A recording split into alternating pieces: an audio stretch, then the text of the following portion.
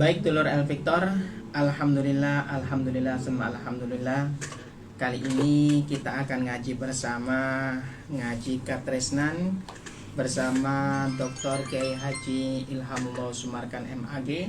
Saya bersama Mas Helmi Ansori hadir untuk menemani Anda. Kita akan ngaji bersama, yakni beliau adalah Ketua LTNU Jawa Timur, staf dosen pengajar di Universitas Islam Negeri Sunan Ampel Surabaya, Ketua Lembaga Dakwah Khusus Majelis Ulama Indonesia Jawa Timur, serta yang kita kenal sebagai ulama yang karismatik. Kali ini dulur El Victor, nanti Anda juga bisa bergabung dengan kami di 081234939390, bisa melalui WhatsApp, bisa melalui SMS ataupun nelpon secara langsung. Anda juga bisa mengikuti kajian kita di pagi hari ini melalui Instagram kita Radio El Victor.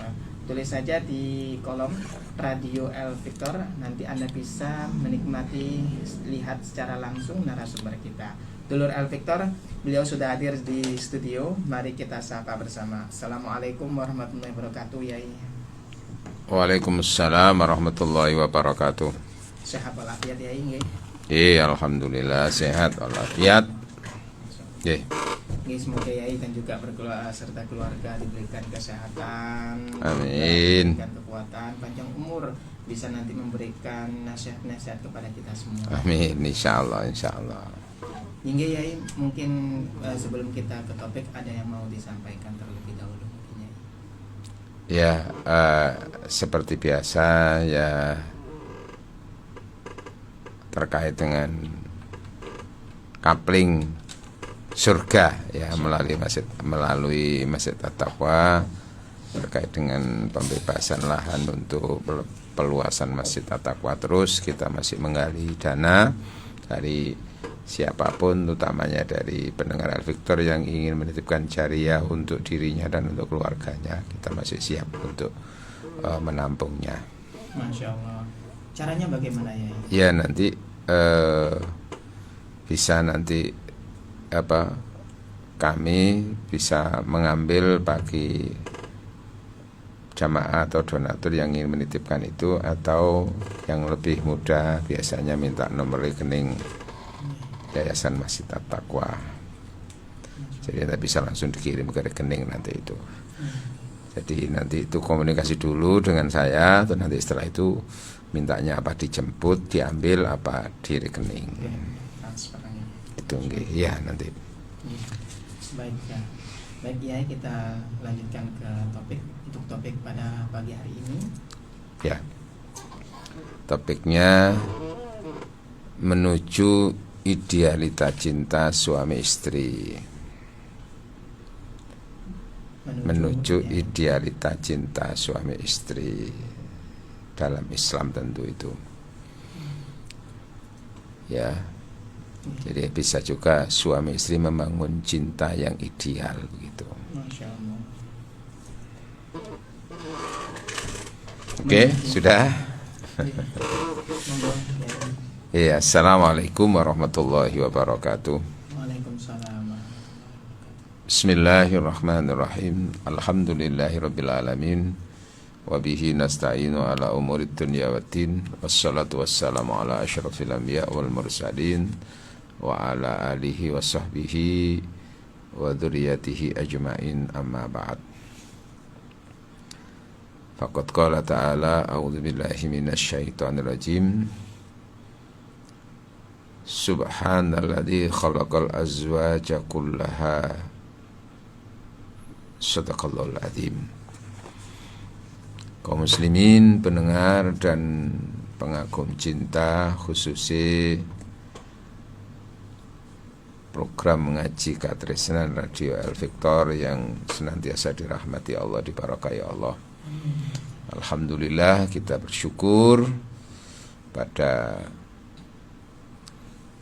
pagi hari ini bisa berkomunikasi, berinteraksi melalui Radio El Victor di acara program mengaji Katresnan.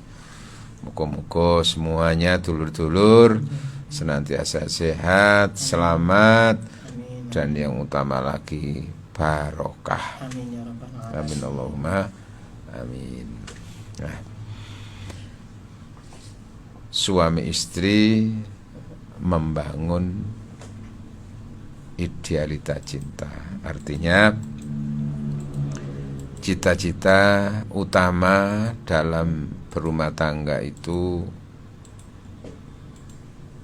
tentu adalah ingin memperoleh kebahagiaan bersama dunia dan akhirat. Nah, untuk menggapai cita-cita utama bersama tadi itu sangat dipengaruhi oleh pilihan-pilihan ya ketika mau membangun kehidupan rumah tangga. Artinya untuk mencapai cita-cita bersama dalam kehidupan rumah tangga itu kan sangat ditentukan oleh seorang suami memilih istri siapa, seorang istri nanti memilih suami itu siapa. Ya kan itu tuh. Makanya itu nanti ada pilihan-pilihan cinta dan sekaligus resiko-resiko dan dampak-dampaknya nanti ketika sudah membangun cinta itu.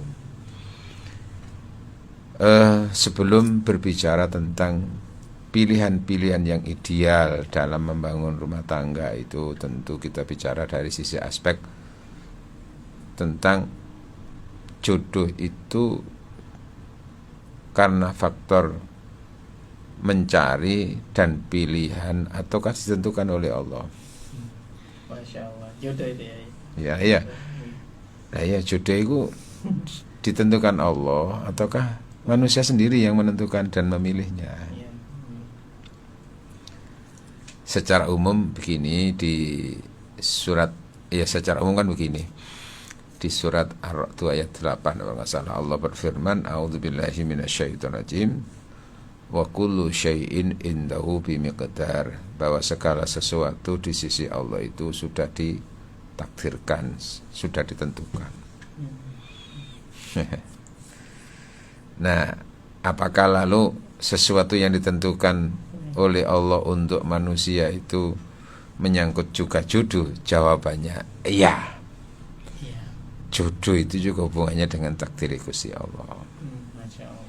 Jodoh itu takdir Gusti Allah. Cuman persoalannya kan takdir Allah itu kan bersifat rahasia. Tidak ada yang bisa mengetahuinya. Ya nanti taunya orang itu ketika sudah, ya itu sudah hitam putih tadi itu. Itu pun nanti juga kedepannya kayak apa jadinya juga nggak tahu gitu loh. Apakah seperti yang sudah diidealkan itu ataukah justru berbeda 100 derajat dibanding dengan apa yang telah direncanakan dan dicita-citakan itu. Secara umum memang jodoh itu bagian daripada takdir, istri itu takdir, suami itu juga takdir. Allah secara umum menyatakan tadi hubungannya dengan segala sesuatu itu sudah ditentukan oleh Allah, termasuk jodoh. Lalu jodoh ini sesuatu yang telah ditentukan tapi bersifat misteri. Manusia sulit untuk mendeteksinya sebelum itu terjadi. Iya kan? Makanya di surat di surat Yasin ya, saya nomor ayatnya lupa saya, tapi bunyinya ayat itu Allah berfirman, a'udzubillahi minasyaitonirrajim, subhanalladzi khalaqal azwaja kullaha mimma tumbitul ardu wa min anfusihim wa mimma la ya'lamun. Maha suci Allah yang telah menciptakan segala sesuatu itu berjodoh dan berpasangan. Kullaha, semuanya. Mimma tumbitul ardu, apa saja yang ditumbuhkan di muka bumi ini. Wa min anfusihim, dan juga dari diri manusia itu sendiri. Wa mimma la ya'lamun, dan terhadap sesuatu yang tidak disadari diketahui manusia. Semuanya itu memang akan ada pasangannya, ada jodoh-jodohnya. Istilahnya ada min plus ya gitu ya, begitu semuanya. Dengan itu maka akhirnya berkembang. hubungannya dengan suami istri, jodoh. Yang jelas sesuatu, apa jodoh itu sesuatu yang misteri, maka manusia diberi kesempatan oleh Allah untuk menuju dan mendapat ya takdir yang terbaik. Utamanya takdir yang terbaik dalam kehidupan rumah tangga. Nah, sehingga dengan itu pula berkaitan, jodoh itu ditentukan oleh Allah ataukah pilihan manusia? Kalau sudah ditentukan oleh orang nggak bisa memilih gitu. Tunggu aja terima ngono apa anane. Atau manusia yang menentukan dan memilihnya? Iya gitu. Jawabannya Allah Subhanahu wa taala memberi kesempatan kepada siapapun di antara hambanya supaya bisa berikhtiar dan berupaya menuju apa yang diinginkan. Maka ketika orang itu berikhtiar, menentukan pilihan, memilih, akhirnya nanti itu di situ Allah itu mengiyakan ataukah nanti Allah tidak mengiyakan, mempertemukan atau tidak mempertemukan. Sehingga itu akhirnya manusia itu berkesempatan untuk menuju cita-cita yang ideal, khususnya dalam hal masalah kehidupan rumah tangga. Itu semuanya nanti juga tercapai atau tidaknya juga atas ridho dan atas takdir dan bimbingan Allah. Karena ada istilah takdir itu takdir mu'allak, ada istilah takdir mubrom.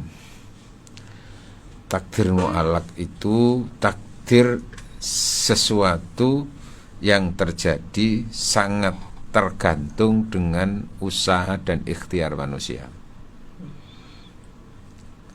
Sangat terkait dengan usaha dan ikhtiar manusia.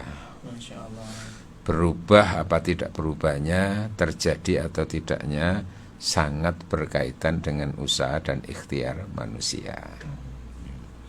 Itu namanya takdir mu'allak kan. Nah, nanti ada takdir mubrom, paten. Usaha apapun, ikhtiar apapun manusia mentok sudah. Nggak bisa. Sudah. Nah, persoalannya mana yang masih bisa diikhtiari, mana yang sudah mentok nggak bisa diikhtiari, itu rahasia. Termasuk urusan hidup dan mati, termasuk urusan kematian itu kan sudah paten itu kematian itu. Tapi tetap manusia diberi kesempatan untuk berikhtiar. Ya. Berikhtiar walaupun sudah ditentukan matinya kapan. Lah ya jelas. Tapi kan manusia kan nggak tahu. Masya Allah. Makanya tetap ikhtiar. Sebab nanti kalau sudah diberitahu wis bakal mati kumene wis gak usah diusahakan orang itu. Akhirnya gak ikhtiar orang itu. Nah, termasuk juga dengan persoalan jodoh itu, seberapa persen usaha manusia itu akan menghantarkan kepada sebuah keberhasilan, atau seberapa persen takdir Allah yang paling menentukan itu. Jawabannya itu Allah yang paling tahu. Manusia hanya diberi kesempatan untuk berikhtiar. Nah, salah satu ikhtiar di situ itu adalah siapapun tentu punya keinginan dan cita-cita dalam membangun rumah tangga itu, dan mesti semuanya cita-citanya ideal kan gitu toh. Ya, yang sebaik mungkin, yang sesempurna mungkin kan gitu toh, dalam hal cinta dan membangun cinta itu. Tapi lalu semuanya kan itu kan ikhtiar manusia. Lalu nanti akhirnya hubungannya dengan Allah Subhanahu wa taala.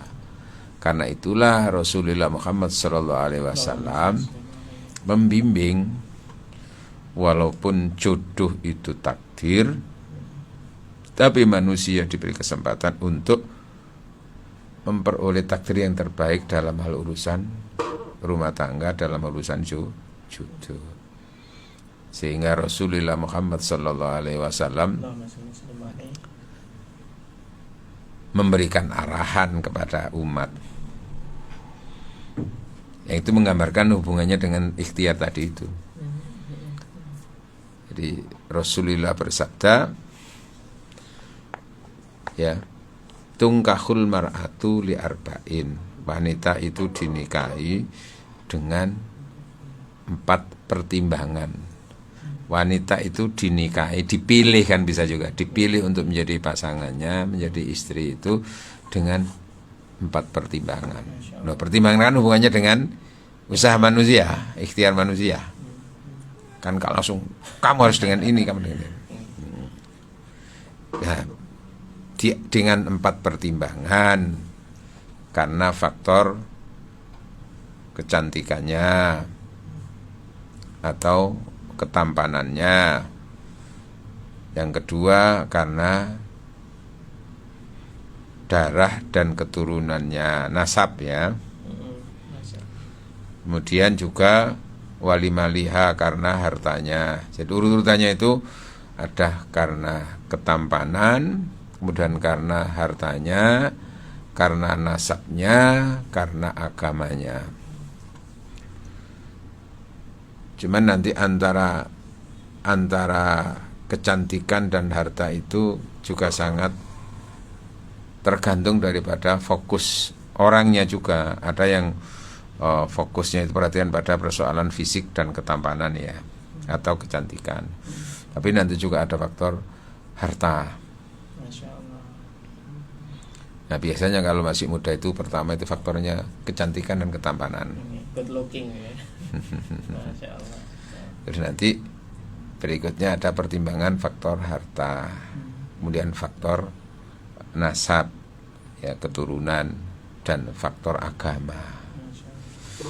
Nah, ini kan memberikan isyarat, oh berarti yo jodoh itu hubungannya dengan pilihan-pilihan tadi itu, ada pertimbangan itu. Padahal dikatakan itu takdir kan. Ini kok pakai pilihan, takdir itu kan nggak bisa memilih gitu ya. Ya tadi itu persoalannya, takdir itu bersifat rahasia. Dan sekian persen takdir itu bisa diperoleh, bisa terhindar. Kalau memang menghindar itu hubungannya dengan ikhtiar manusia. Innallaha la yughayyiru ma biqaumin hatta yughayyiru ma bi anfusihim. Sesungguhnya Allah itu tidak akan merubah kepada sesuatu keadaan kecuali jika kaum itu mau merubah sendiri terhadap apa yang sekarang ada pada dirinya itu. Kondisi yang saat itu nggak mau dirubah, ya nggak berubah gitu. Tapi semuanya tetap dibingkai oleh atas irodah dan kemauan Allah Subhanahu wa ta'ala gitu loh ya. Sebab faida aradallahu biqaumin su'an, apabila Allah itu sudah menentukan paten, nggak bisa dirubah-rubah, bahwa akan menimpa suatu kaum itu su'an, kejadian yang buruk, fala maroddah, maka juga tidak bisa menolak. Tidak bisa menolak. Kalau sudah ditentukan nggak bisa dirubah, kecuali hanya Allah yang bisa merubahnya ya. Ya intinya akhirnya ya tetap manusia diberi kesempatan untuk berusaha, berikhtiar, tapi semuanya akhirnya diserahkan kepada Allah. Hasilnya itu kayak apa? Masya Allah. Nah, upahnya dengan keterkaitan antara takdir dan usaha tadi itu, kita lalu bicara dari sisi manusia diberi kesempatan untuk berikhtiar dan berusaha. Karena itu dalam menggapai cita-cita hidup itu diperlukan yang namanya duit. Duit itu singkatan doa, usaha, ikhtiar, dan tawakal. Ini duit kan? Doa, usaha, ikhtiar, tawakal. Kalau hubungannya dengan kartu komunikasi dengan Allah, kita perlu yang namanya kartu Indosat.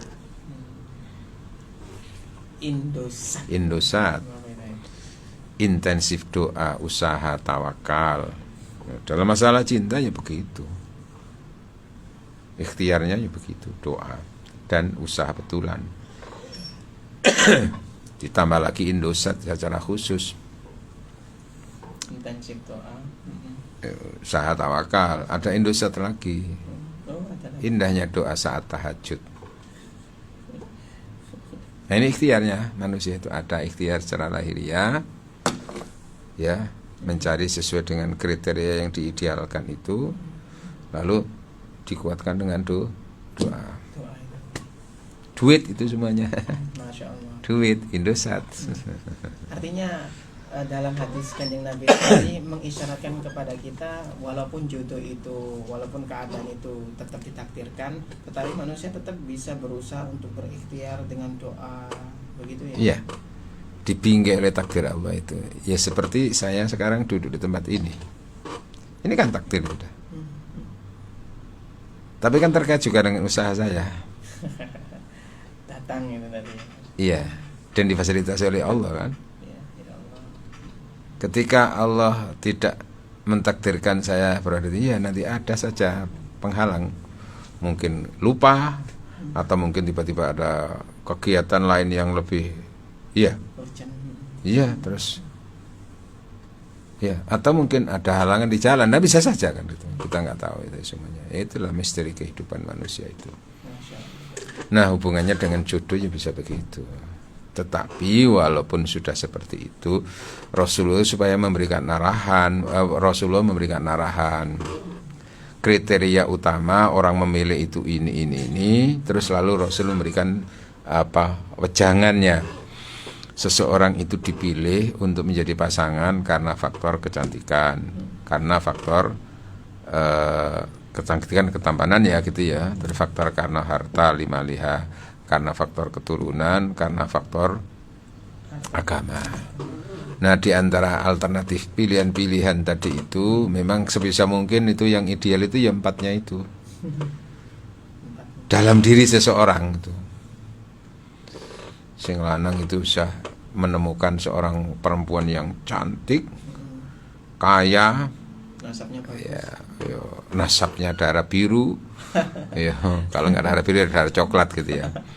Kemudian agamanya, Masya Allah, idealnya itu. ya begitu. Kalau seorang perempuan juga begitu, lebih utama lagi nanti perempuan itu ketampanan dan harta nanti utama itu pilihan itu. Lalu apa itu keturunan atau nasab, kemudian agama. Nah di antara pilihan-pilihan ini tadi itu, mana yang paling ideal, yang paling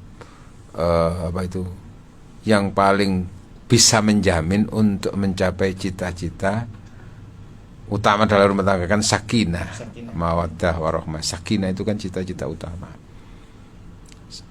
Sakinah itu adalah kebahagiaan jasmani plus sekaligus kebahagiaan rohani, itu sakinah itu di situ. Kalau bahagia saja itu banyak bersifat lahiriah. Nah, tapi kalau sakinah itu bahagia yang bersifat jasmani, rohani, dunia dan akhirat gitu loh. Nah, untuk menggapai cita-cita yang sakinah tadi ini, kira-kira kalau tidak ditemukan 4 kriteria tadi itu dalam diri seseorang sekaligus, maka nanti kan akhirnya ada yang mana yang paling dipilih, paling menentukan itu, yang paling mendominasi, yang paling mendominasi dalam rangka untuk menggapai cita-cita itu. Sakinah. Iya, untuk mencapai kebahagiaan dunia akhirat itu, ketenangan, kenyamanan bersama dunia akhirat itu tadi itu.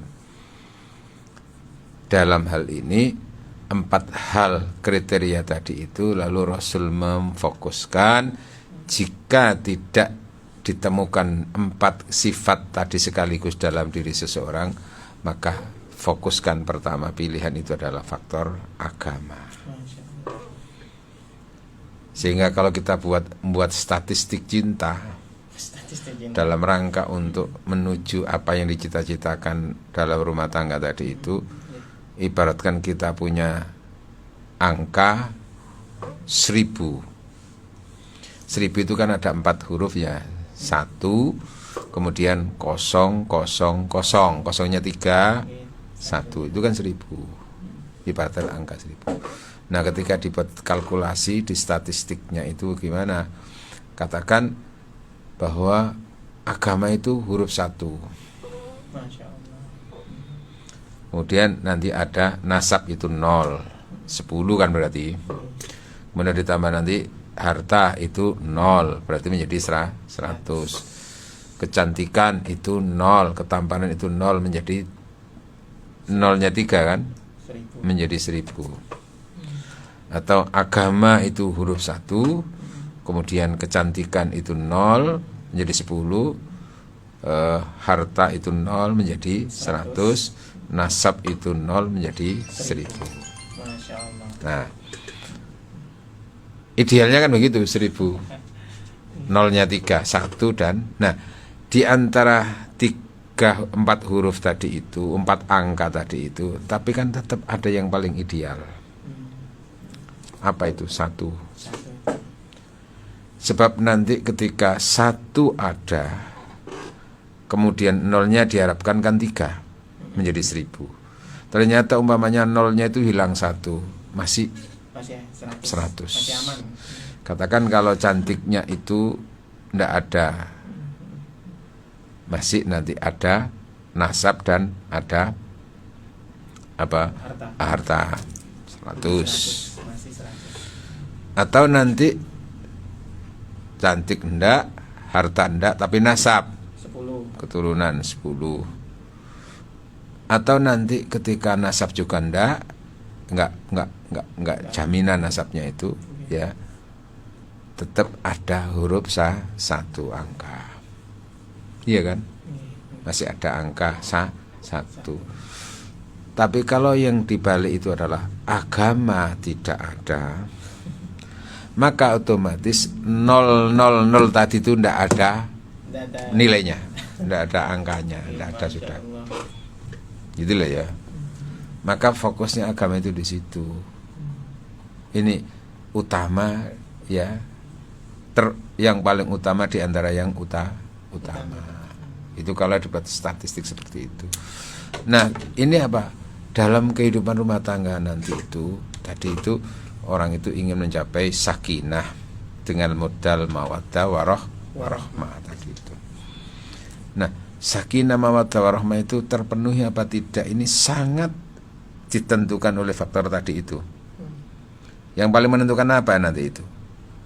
Al-agama. Tuh, gitulah ya.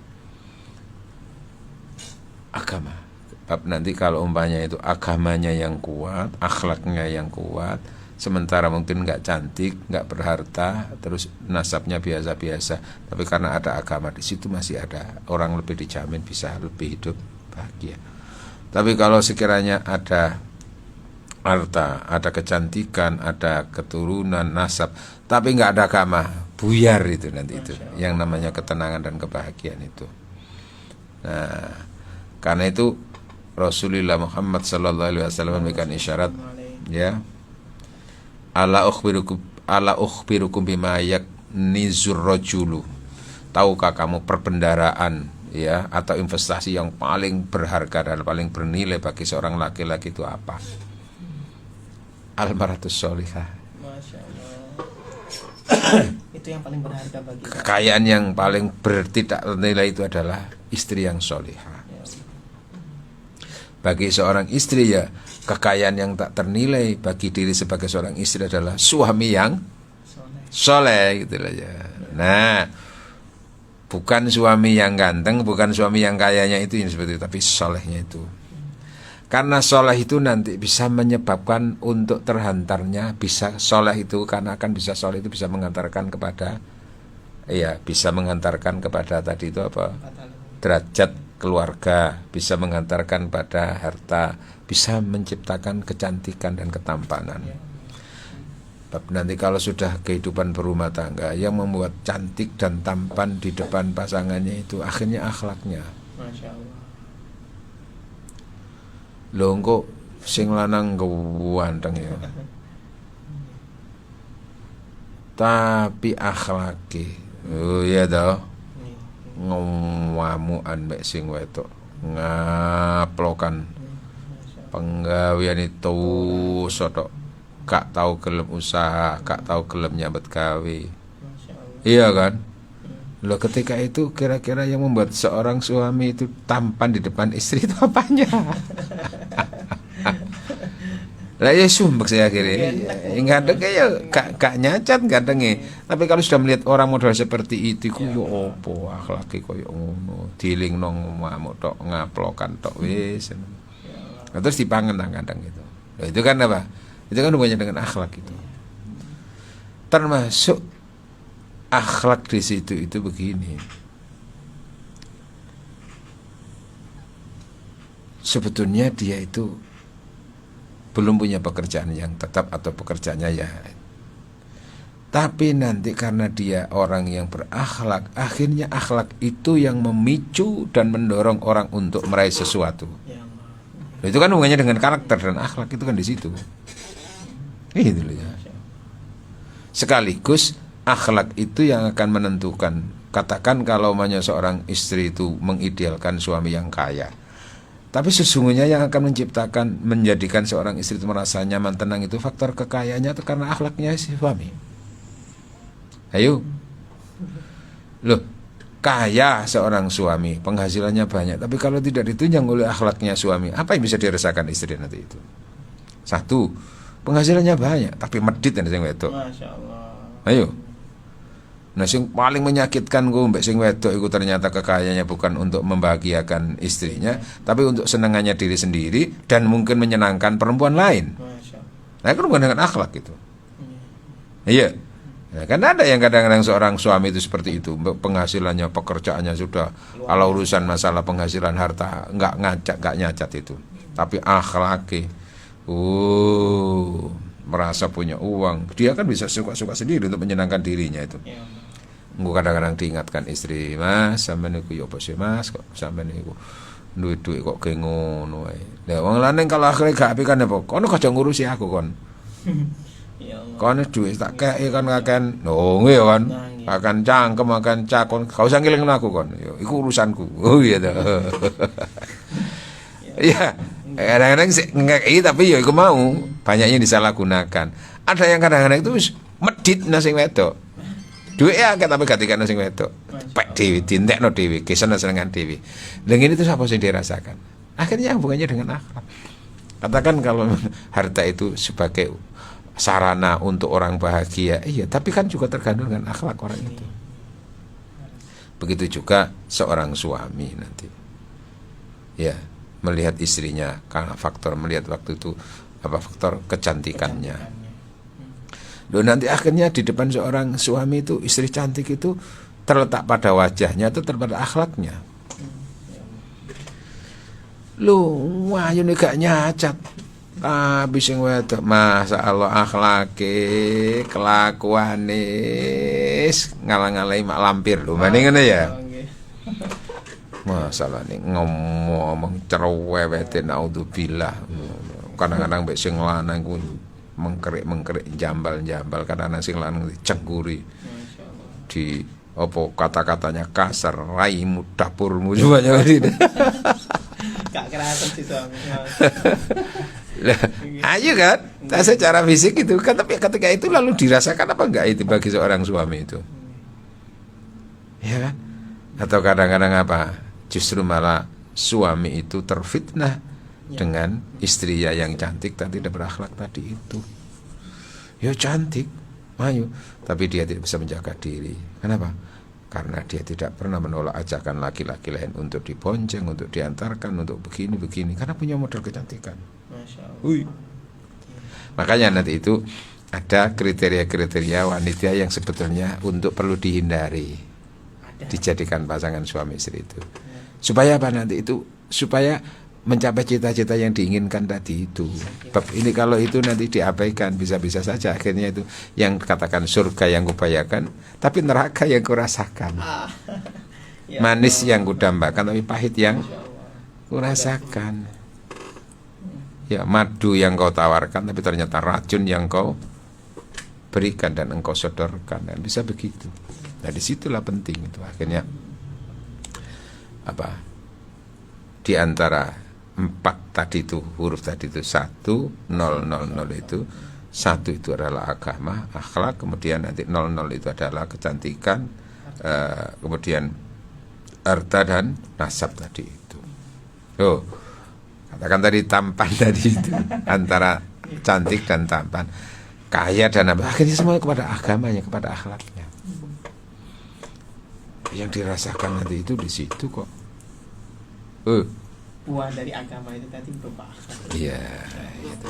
Nah nanti kalau sudah dalam kehidupan rumah tangga itu, seberapa persen seseorang itu bisa memperoleh kenyamanan dari pasangannya, dari akhlaknya, ataukah dari wajahnya tadi itu. Itulah ya. Ayo nih gak nyacat, tapi masya Allah, nih ngomong be wong lanang. Pedes apa? Nah itu akhlak kan. Oke, nanti kita akan lebih eksplor lagi, kita bahas berikutnya lagi tentang rahasia-rahasia pilihan tadi itu.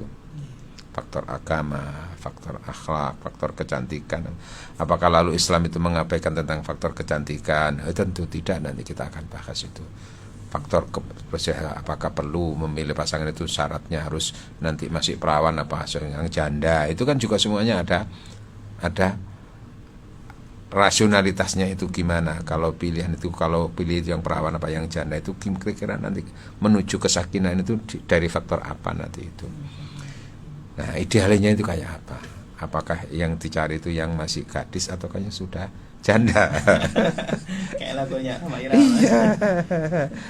Oke, itu sementara. Kita akan buka layanan untuk konsultasi dari perbincangan awal ini tentang terkait suami istri menuju idealitas cinta. Ya. Masya Allah. Dulur El Victor, nanti Anda juga bisa bergabung dengan kami di 081234939390 pastinya setelah jeda berikut ini.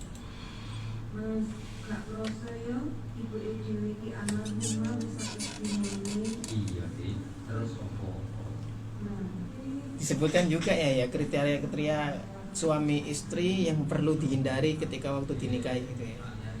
Untuk tidak dipilih maksudnya. Untuk tidak dipilih. Ada. Masya Allah. Detail berarti ya. Luar biasa sekali.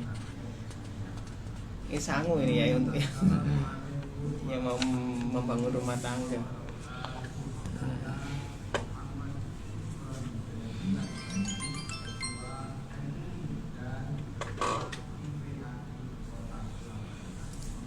Ya, termasuk hindari memilih istri yang pekerjaannya itu adalah bekerja di salon kecantikan, yang salon itu untuk siapapun, laki maupun perempuan. Ini juga termasuk pekerjaan itu juga ya, pengaruh juga ya. Iya kan, berarti kan dia sering memegang kepala siapapun termasuk laki-laki lain. Ya Allah.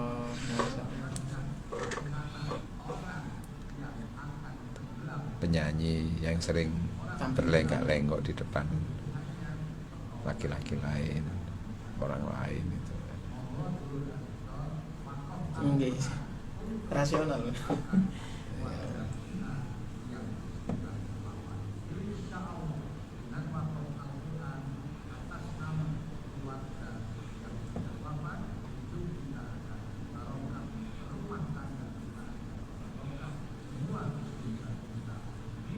Ada istilahnya annana, ada hannana, ada barroko, ada mannana.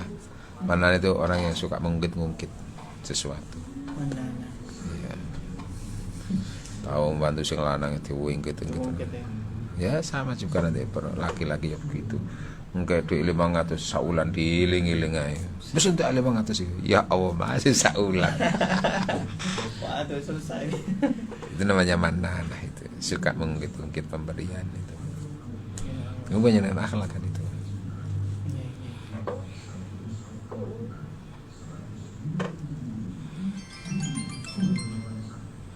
Saya catat semuanya sampai gak muat ya. Luar biasa sekali. Sangu ini.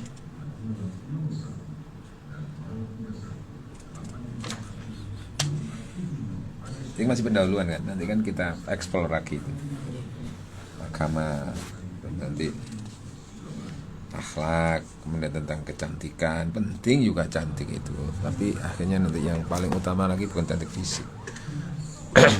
Cantik secara akhlak. Ya, memang cantik dan tampan itu juga mempengaruhi psikis pasangan gitu. Tapi nanti ketika yang paling menentukan nanti itu akhirnya mungkin kecantikan, ketampanan itu tidak seberapa, tapi ada sesuatu yang paling tidak bisa dilupakan dalam dirinya tentang perilakunya, akhlaknya, kedermawannya, kan bisa mempengaruhi akhirnya. Gak peduli cantik gak cantik, yang penting dia lo ngono lho akhirnya kan. Dikalahkan oleh itu tadi. Salam.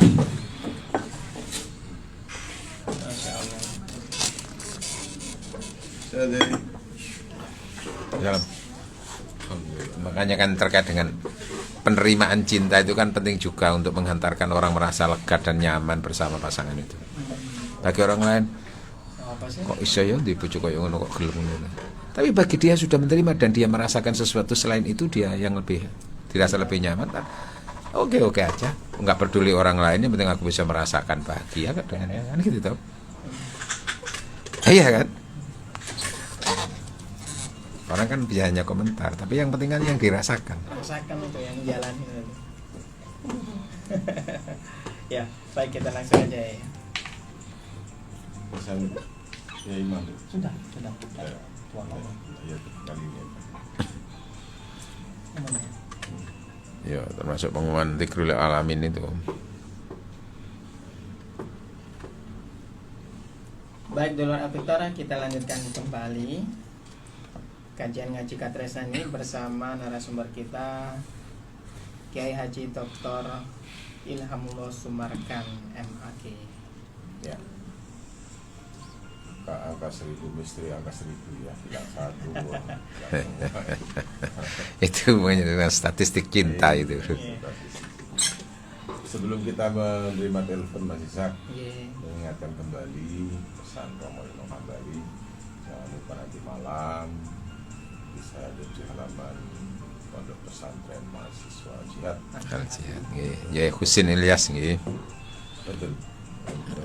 Untuk dikir bersama lewat acara Dzikir Rahmatan Masya Allah. hadir Romo Yai Husain Ilyas dari Mojokerto, sekaligus calon Diyufur Rahman yang mau berangkat ini dilepas Lepasan hajinya. lepasan calon jamaah haji, Iya, calon yang jamaah masuk lepas. kuota tahun ini ya. Betul. 180 180 orang. betul. Iya, kan biasanya kan 1 kloter lebih itu. Iya, 400. Separuhnya. Dilepas adalah acara bikin nanti. Masya Allah. Silakan hadir. Apa tujuannya paling tidak? Oh ya Allah, mudah-mudahan ketularan. Amin. Kecipratan. Kecipratan barokah berangkat haji, bisa Iya. umroh, bisa haji. Ya. Ya, nanti malam di halaman Pondok Pesantren Haji Surabaya. Mas, ada telepon ya? Baik, Dulur, kita lanjutkan kembali. Ada telepon ini. Kita terima saja ya. Baik. Assalamualaikum warahmatullahi wabarakatuh. Waalaikumsalam warahmatullahi wabarakatuh. Kali Bu Sinten di mana? Win Mas Chef Di Adi Win, silakan. Mojo Surabaya nggih. Oh, dekat UNER sana. Waalaikumsalam warahmatullahi wabarakatuh. Nggih, sami-sami Bu. Win nggih, sami-sami. Alhamdulillah Mas Helmi. Nggih. Bu. Alhamdulillah. Alhamdulillah terus doanya. Penyakit diangkat standar kali. Amin. Amin ya rabbal alamin. Di klub bagi tangga ya ini. Nggih. Masalah surat Al-Baqarah ayat 266. Coba dibaca itu. Orang yang mengilah istrinya harus menunggu 4 bulan. Kan dimaksud dengan ilah di sini. Apakah termasuk talak atau tidak? Walladzina yu'luna min nisa'im tarabbusu arba'ata asyhurin. Oke. Terima kasih Yai.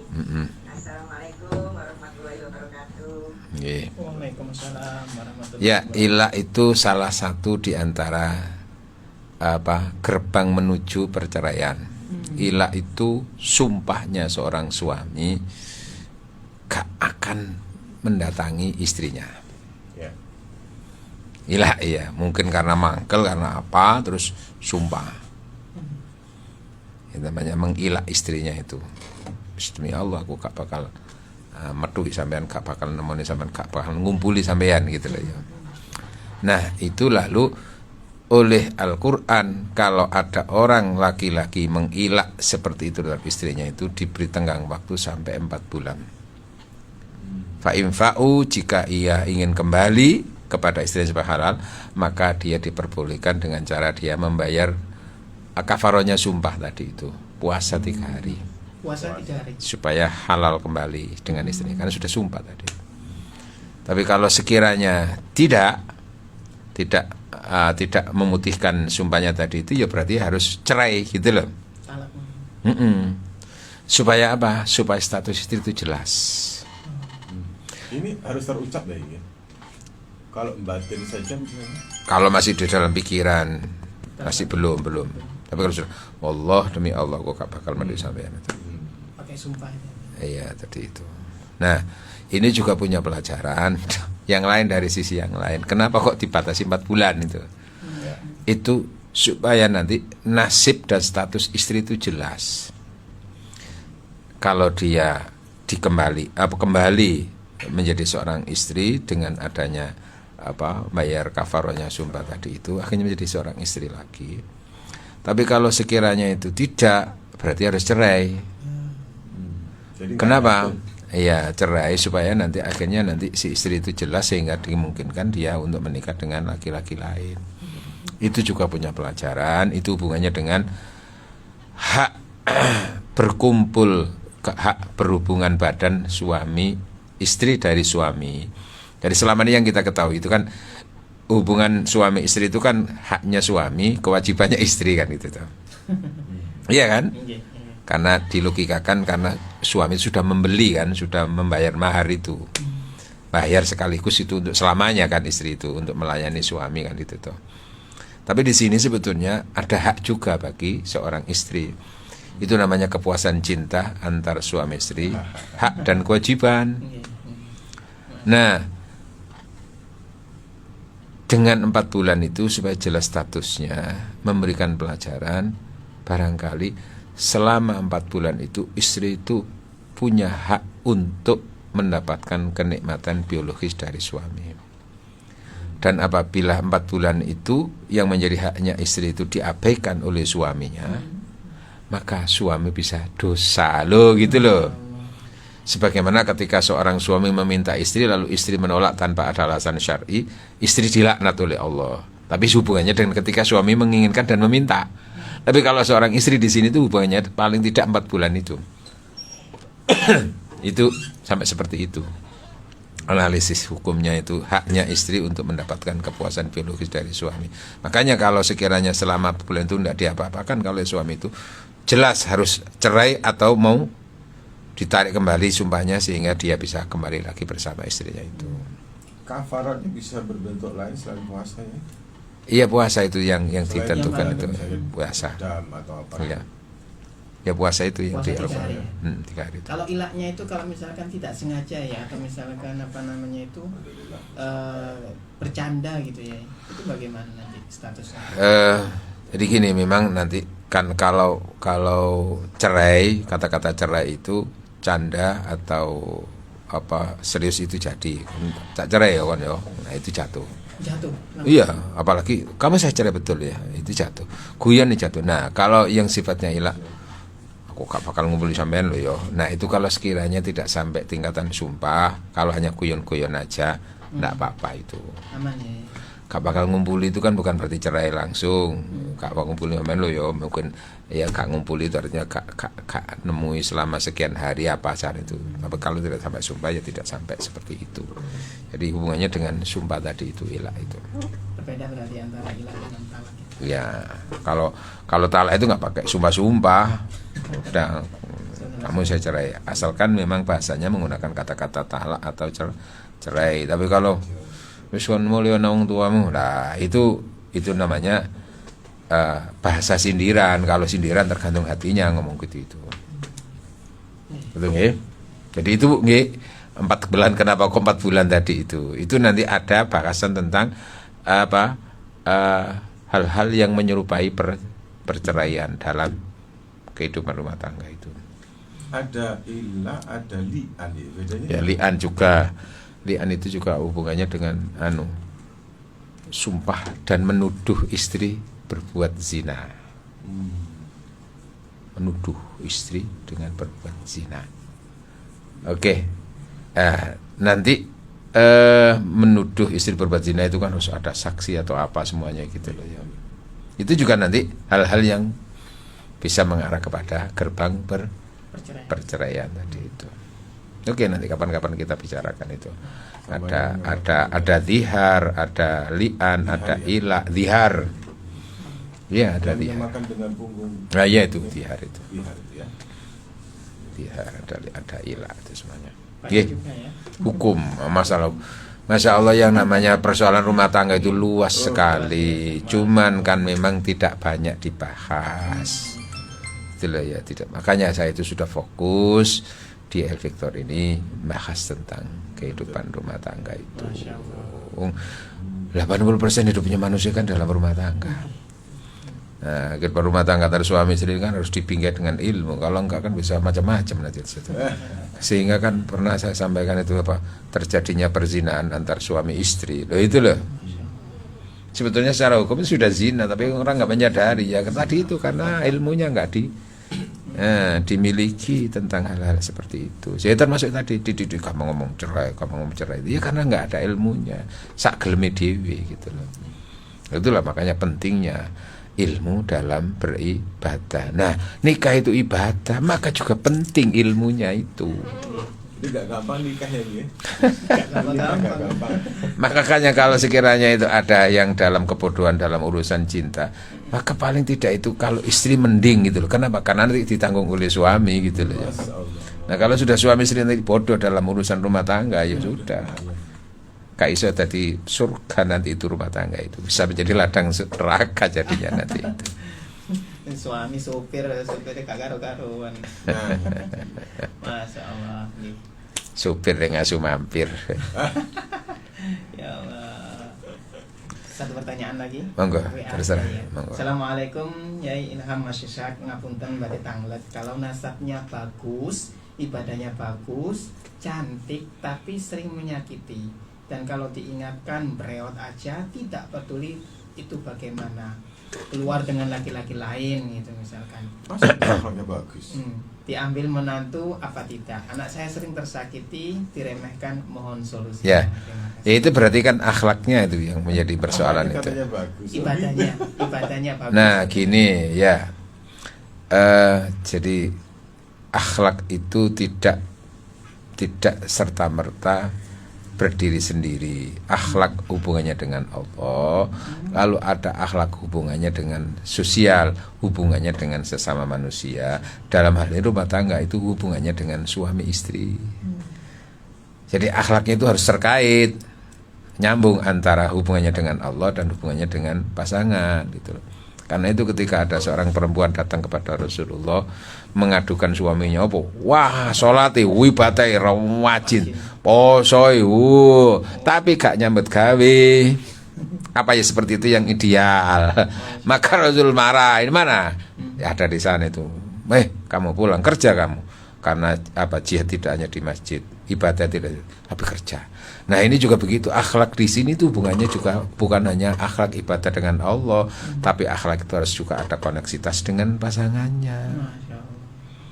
Berarti ketika itu masih apa? Tidak membangun hablum minan nasnya, terutama dalam hal rumah tangga kan hablum dengan suaminya itu.